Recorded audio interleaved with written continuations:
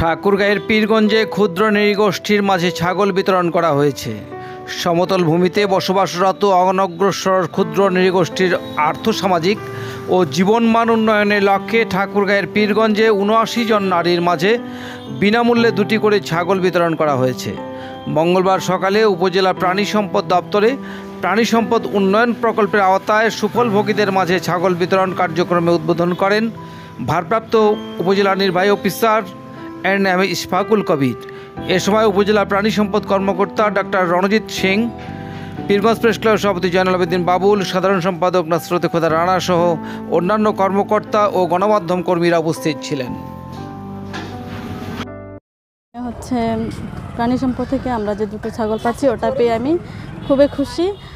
এখান থেকে যেন যে এই 2টো ছাগল থেকে যে বাচ্চাগুলো হবে সেটা যেন লালন পালন করে আমরা আর্থিকভাবে সচ্ছল হয় এবং আমাদের জীবনমান উন্নয়নের জন্য আমরা আমার জীবনে কোনো কিছু পাইনি।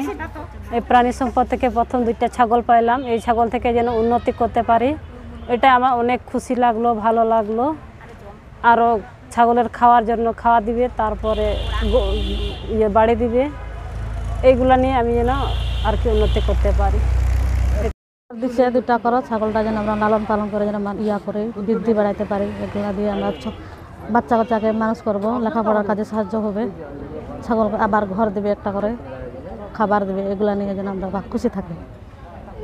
বসবাসরত অনগ্রসর ক্ষুদ্র নৃগোষ্ঠীর আর্থসামাজিক ও জীবন মান উন্নয়নের লক্ষ্যে সমন্বিত প্রাণী সম্পদ উন্নয়ন প্রকল্পের আওতায় উপজেলা প্রাণী সম্পদ দপ্তর ও ভেটেরিনারি হাসপাতাল পীরগঞ্জ ঠাকুরগাঁও কর্তৃক আজকে ৭৯ জন ক্ষুদ্র নৃগোষ্ঠী মহিলার মাঝে আমরা ছাগল বিতরণ করছি।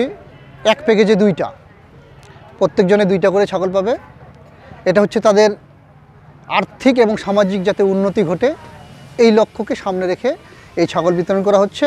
এটা হচ্ছে আমাদের ব্ল্যাক বেঙ্গল দেশি ছাগল। প্রত্যেকটার বয়স 6 মাসের উপরে। এগুলো আর কিছুদিন পরেই বাচ্চা দেওয়ার উপযুক্ত হবে।